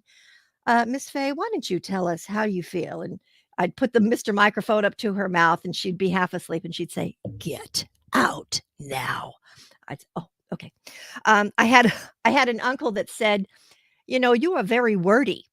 I thought he was telling me that I was going to be a great writer, but actually years later, I realized that he was telling me to shut up. So anyway, two different formats of the show notes. And there's two different kinds of people. There are the kinds of people that will read the show notes before they even hear the episode. That's why the quick summary form, where you look to see if there's anything interesting in this episode that I want to, oh yeah, they're talking about Matthew McConaughey at point 1734 in there. Well, I'm going to fast forward to that, and you can fast forward. And then there are the people who listen to, this is me, they're the people who listen to the episode and want to find out more. It's the eyebrow test. If my eyebrows go up, like, oh, I got to find out more about that. And then I'll hit that more button. Let's see. Now, I have a friend named Cassie, and she was telling me the other day that she was listening to a cooking show, and they were talking about pasta primavera. And she was thinking, my husband and I met about 10 years ago on a blind date, and we kind of fell in love over our pasta primavera dinner. And we hadn't had that for like 9 years. We hadn't had pasta primavera for 9 years. So she says, I went to the show notes, and there was the recipe for pasta primavera. She says, I fixed it that night. And I'm getting a little emotional. My husband held my hand throughout the entire meal. He just held my hand. He hadn't done that in years. It was so lovely to hear that. And I thought, oh my God, all she did was push, click on more. That's so cool. So now my personal style is that during the in the show notes, especially the summary, I like to include some tweets, like quotes that are tweets. And I will actually copy paste the quote, usually from Descript, and see if it fits in Twitter. Because if you go overboard, it'll cut it off. I don't want it to cut it off. And honestly, I don't think there is a single person who tweets these quotes, but it's important to me that they fit. For some reason, it's important to me that they actually fit as a tweet. So I will put them in Twitter to see if they fit. If they don't, I'll try and edit it. If it takes out too much of the meaning, I'll throw the whole thing out and I'll find something else that fits. So I usually like to put 2 of those in my summaries. Let's see, the summary format will have an opening paragraph, as I said, stamped subheadings so you can actually see, actually use the host questions as those subheadings. So you don't have to worry about that. And the transcripts, I want to talk a little bit about the transcripts now, because a lot of people do not use them, and they should. Up until July 1st of 2019, Google did not do anything with indexing. So the transcripts and the show notes really didn't pick up a whole lot of SEO. But that changed on July 1st, 2019. They started indexing. And because of that, that's one of the reasons why show notes and transcripts are so important for SEO. If you put in an issue, how do I get rid of hypothyroidism? Well, if you have written your show notes and if you have your transcripts in there, then probably your podcast is going to come up. And that's great for discoverability. That's really great. And also, let's not belittle the fact that SiriusXM, Pandora, and Stitcher all got sued last year for not having access for the hearing challenged. So you definitely want it in there. And as a personal note, what I do when I start to get a client in the discovery of when I tell them, the features that I think that they should have, I always put side note, if you don't have transcripts, there's a possibility that someone might get angry and might try and sue you. But I leave it up to them as to whether or not they actually want transcripts. And also, my friend has a TBI. Lisa has a TBI, and she has an issue with taking in information at the pace that it's given. So we kind of have this inside joke where she will say "choo choo" if I get too excited or something. Choo choo. It kind of means, okay, the train has left and I'm not on it. Choo choo. It's kind of our safe word. So, but she has gotten very, very used to reading transcripts. She's a ferocious reader now because of her TBI, and she loves it. She gets the nuance of everything. So that's, I hope that you've enjoyed this. And I do have a hot tip for you. So my hot tip is, if you ever have to do show notes, I copy everything. I take the prior episode of show notes and I highlight everything in green, everything. And then as I replace them with the current information, I take the green off. I'm so paranoid that I'm going to leave a link to the prior episode on the current episode. This is the only way that I know for sure that it's all new, is to as I peel away all the green highlighting. So that's it. I hope that you all take a look at show notes in a different way now. I love the color tip that you just gave. Yeah, I'm I so love stealing. Anything color coded, I'm in for. Color Yeah. coding and hotkeys. That's Yep. I might do purple or pink, but I still like the idea of color coding it first and then changing stuff out because I always Yeah. leave something that I shouldn't Yeah. when I And have templates. also, Yeah.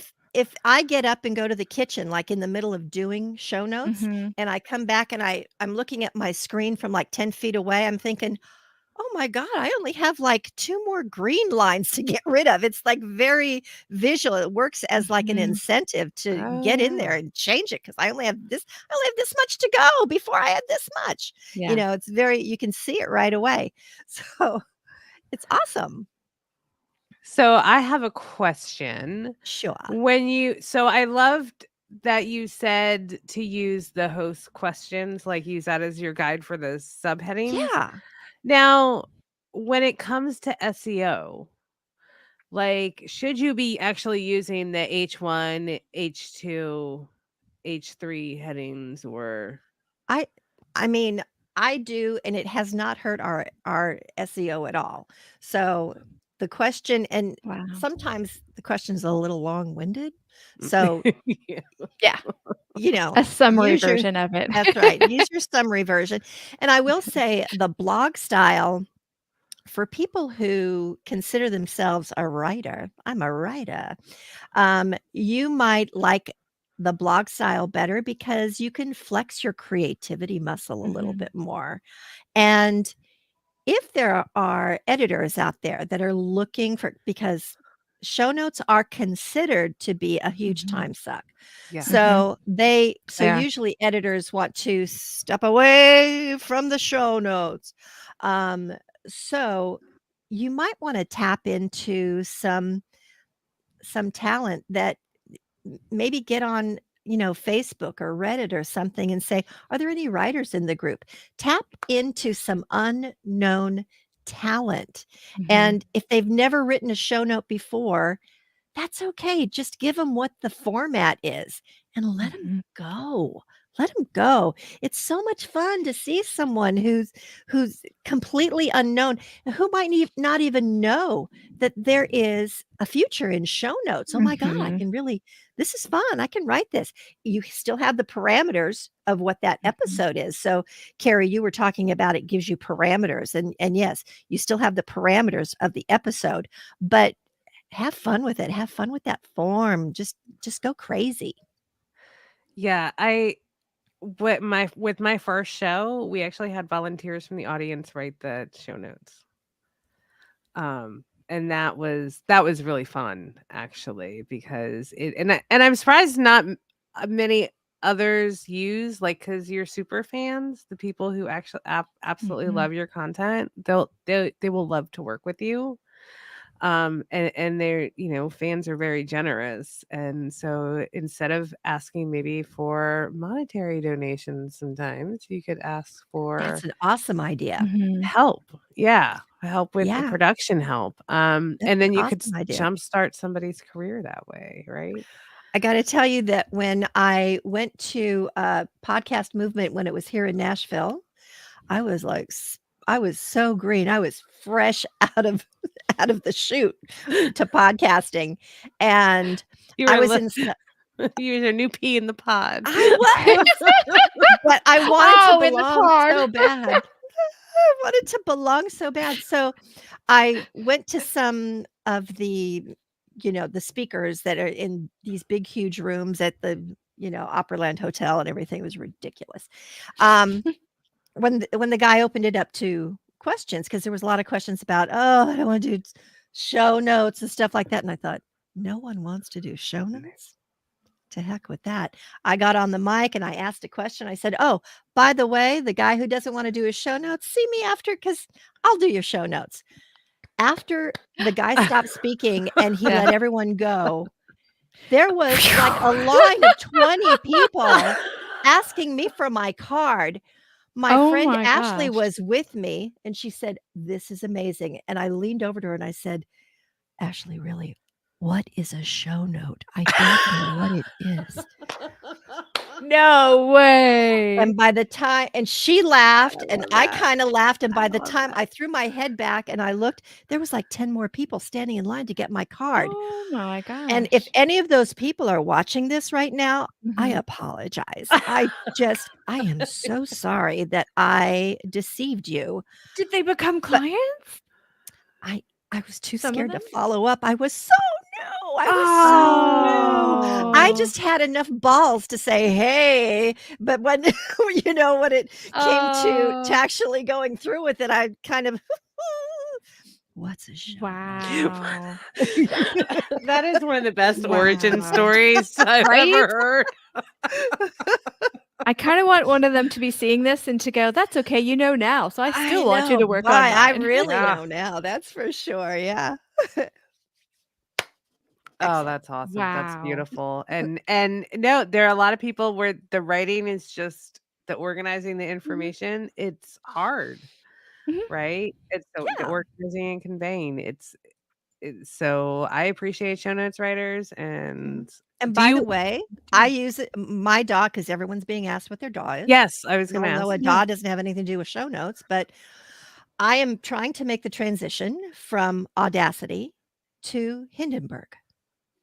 Oh, And I I see you won in the Hindenburg groups over in asking Facebook, and I'm questions. cheering you on. Yeah, Yeah. I love it. I won a year's license for Hindenburg Pro, Mhm. and I really want to use this license. I don't want to let this opportunity slip by, but I really love Audacity. And you know what? A lot of people put down Audacity, but their mindset is kind of antiquated. Since Audacity was purchased by another company, they are doing updates all the time. And now it is non-destructive. So that's coming as a yes. shock to a lot of people who are thinking, oh, it's not destructive. It is. It's non-destructive now.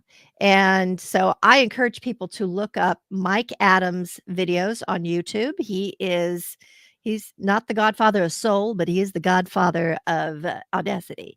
And you need to look him up because he is amazing. Yeah. And The reason why I everybody. like Audacity is because that waveform, I can Mhm. see the word. Yeah, In me too. Hindenburg, it is so It It's is half. different. It's it's half. It's like half of the 5 waveform. different waveforms on top of each other, No, and it's it's just half. hard. It's It's terrible. hard for it Yeah. it's crazy. Yeah. And that's the only thing stopping me from loving Hindenburg. That, and I have to spread my hand all over the place for those hotkeys instead of just it being over on the left-hand side.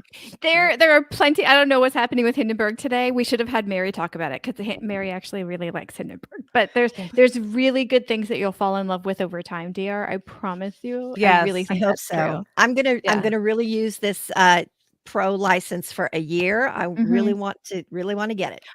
Or you might not. I mean, honestly, DAWs are such a personality fit. Like it's Yeah. so incredible. Like there is a what DAW personality are you quiz that I've been meaning to make for like years now because I Yeah. really feel like people's personality and what DAW they use is such a puzzle that needs to be figured out. Because But when people figure, oh yeah, I kind of customized my Audacity. I put it in dark mode.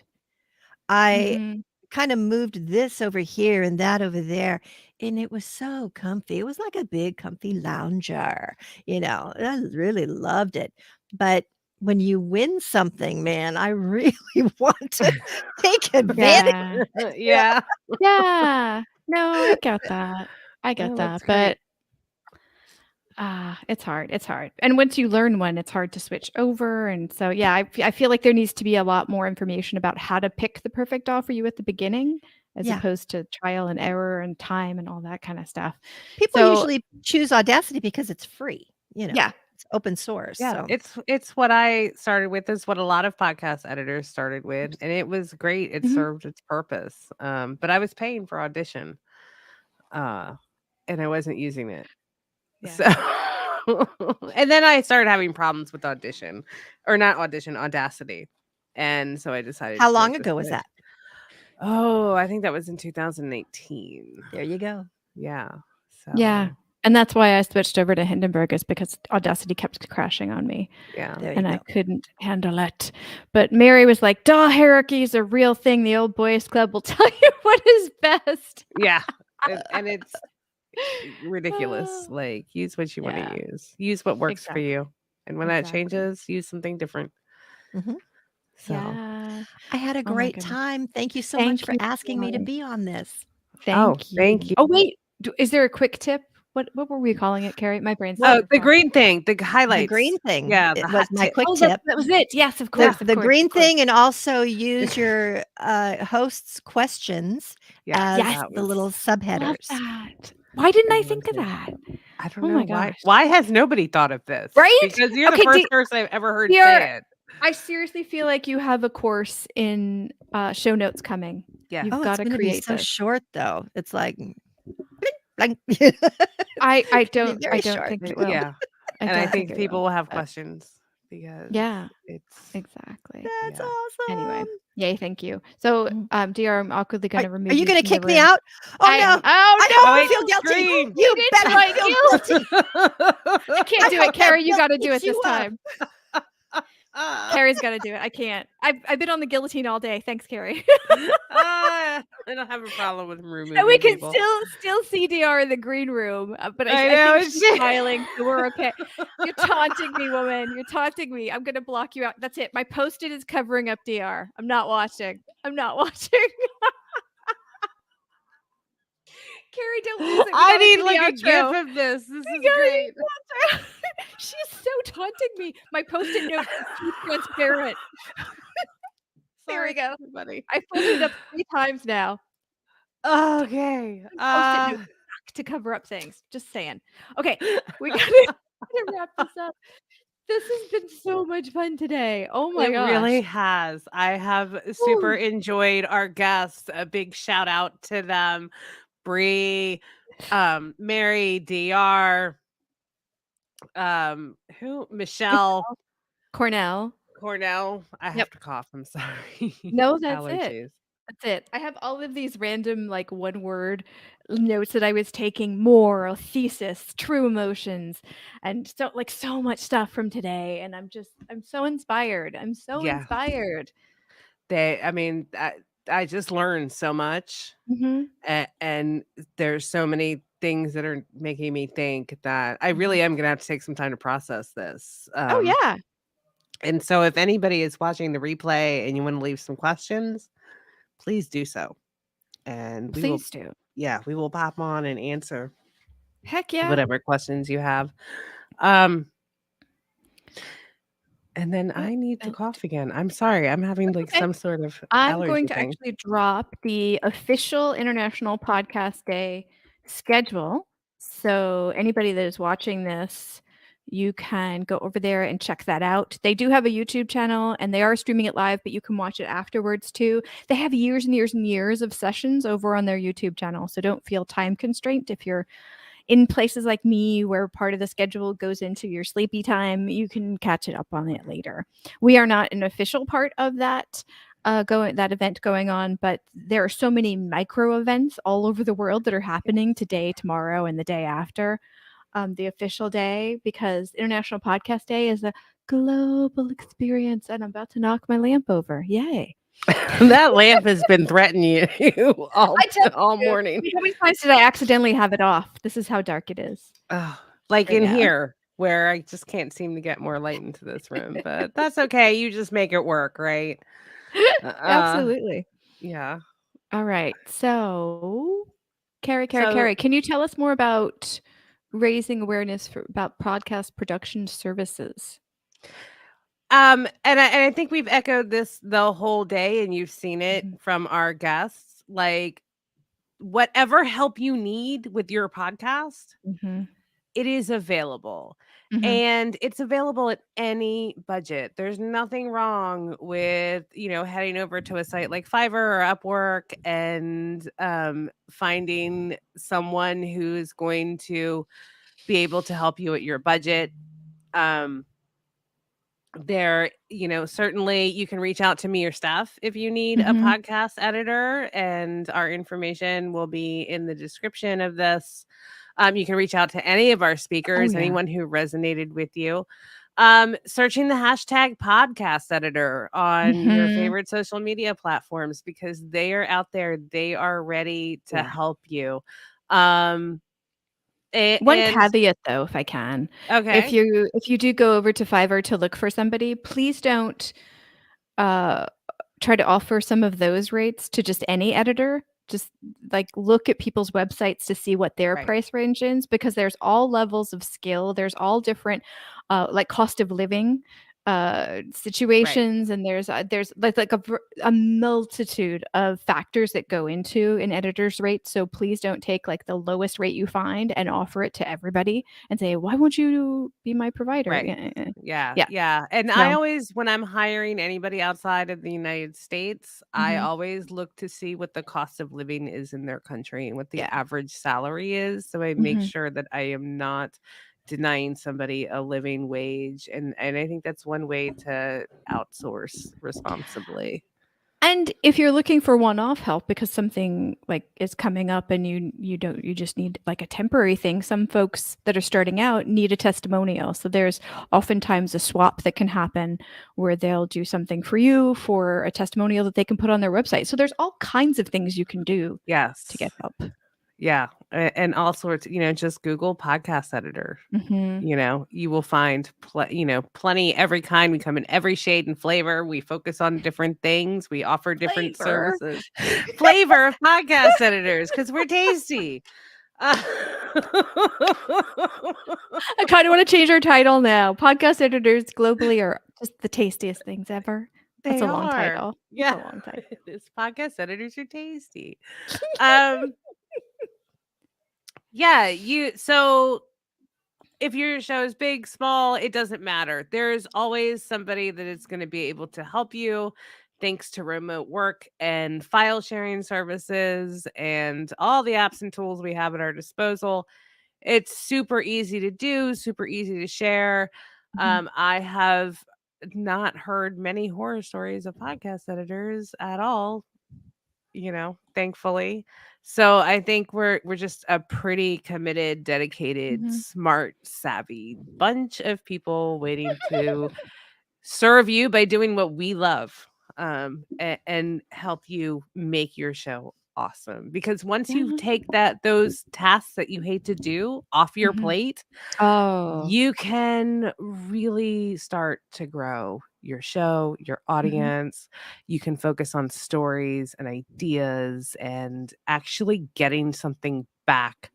And I'd love to do a white paper on this, but the return on investment for a podcast editor is huge. I have So had huge. clients, since they didn't have to worry about the post-production side, they, getting 5-6 figure sponsorship deals because they were Mhm. able to invest in those relationships, or they were Yep. able to create the courses that now made Mhm. them, made their podcast into a 6-figure income generator. So, I mean, that is amazing.